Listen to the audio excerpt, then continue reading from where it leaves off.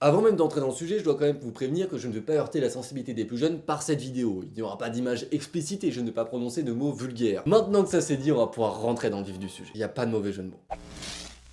Le sexe c'est quelque chose de très important, ne nous mentons pas, hein, ne serait-ce que pour le plaisir de l'homme par exemple. Et par l'homme, je veux dire l'humain, pas l'homme.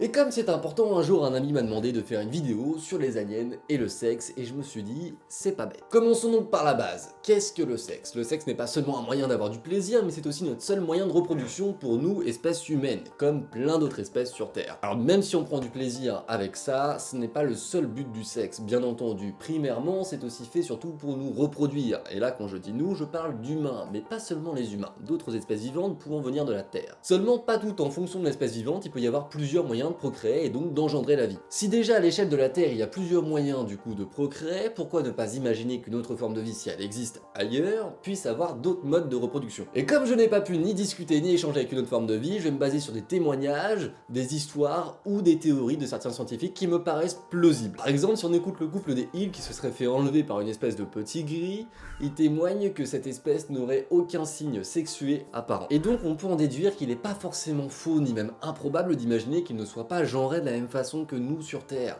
Sur Terre, certaines espèces sont genrées d'un genre féminin et masculin, comme les humains par exemple. Mais ça sur Terre on connaît, notamment avec les espèces hermaphrodites qui peuvent tout autant se reproduire et faire perdurer leur espèce. Une scientifique en zoologie, Sarah Otto, admet le fait que l'on puisse potentiellement pas reconnaître leur sexe, mais aussi qu'ils puissent être hermaphrodites ou tout simplement complètement différents de ce que nous pouvons connaître aujourd'hui. En gros, en général, un humain naît aujourd'hui avec un sexe masculin ou féminin, pas de débat là-dessus. Et bien d'après elle, là-bas ça pourrait être complètement différent. Déjà, il pourrait y en avoir plusieurs, notamment 1, 2, 3 ou 4, ça pourrait être nommé A, B, C ou D, voire même plus que ça. Et encore une fois, s'intéresser à ce monde, c'est accepter d'admettre que nous ne connaissons que très peu de choses concernant la vie, donc la reproduction, et par conséquent le sexe. Hop hop, je te vois là, t'es pas encore abonné à ma chaîne YouTube, ça va pas du tout, je te laisse le temps de t'abonner, de mettre un petit like ou un petit commentaire si tu veux, pendant ce temps là je bois un petit peu de café.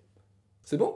Bah écoute, je te remercie, on va pouvoir continuer la vidéo. Mis à part ça, si nous continuons à nous intéresser aux témoignages qui concordent presque tous dans la direction d'une inexistence de signes physiques sexués sur une espèce de vie alien, on pourrait potentiellement déduire autre chose. Pourquoi pas du clonage? En partant du principe que cette forme de vie serait vraiment d'une novité et donc que les témoignages seraient avérés. Bon, déjà, faut bien imaginer le truc. Ça voudrait donc dire que cette forme de vie est plus intelligente que nous, vu qu'elle est capable de venir nous voir, chose que nous ne pouvons pas faire. Déjà, on n'arrive pas à les détecter, donc c'est un peu compliqué. Et donc, une forme de vie supérieure de façon intelligente. Et pourquoi ne pas imaginer qu'elle puisse avoir cédé à l'eugénisme? Chose que nous, humains, nous considérons comme une question d'éthique.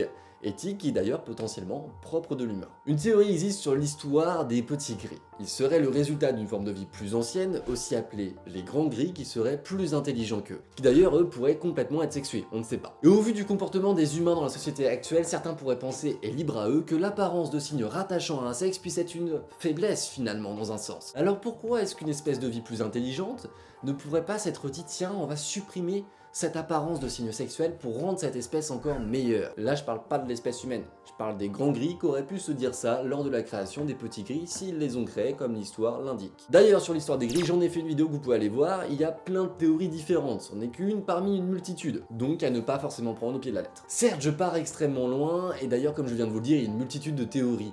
Et d'après moi d'ailleurs, on pourrait expliquer ça beaucoup plus simplement, le fait que les petits gris n'aient pas de signes sexués. Je vous en ai parlé succinctement tout à l'heure, le clonage. Si les gris résultent vraiment d'une forme de vie plus intelligente, qui les aurait créés pour des tâches notamment potentiellement ingrates, c'est-à-dire donc des clones. Est-ce que du coup le but des gris serait de se reproduire? Pas forcément, si c'est des clones ils peuvent être créés à la chaîne. D'où le fait qu'il n'ait potentiellement pas de signes sexués apparents. Finalement, le sexe chez les extraterrestres pourrait ressembler à une orgie avec une multitude de sexes différents, ou simplement quelque chose de plus discret comme avec les végétaux terrestres. Il y a encore beaucoup à dire sur le sujet, mais il est peut-être trop tôt pour s'intéresser à la reproduction d'une forme de vie extraterrestre alors que nous n'en avons pas découvert une seule. Et que donc, par définition, tout ceci devient complètement hypothétique. Sur ce, j'espère que cette vidéo vous aura plu, si c'est le cas, n'hésitez surtout pas à la partager. En tout cas, on se retrouve très bientôt pour de nouvelles vidéos qui vont potentiellement parler d'aliens. Allez, ciao! I could stay like this, forever following you.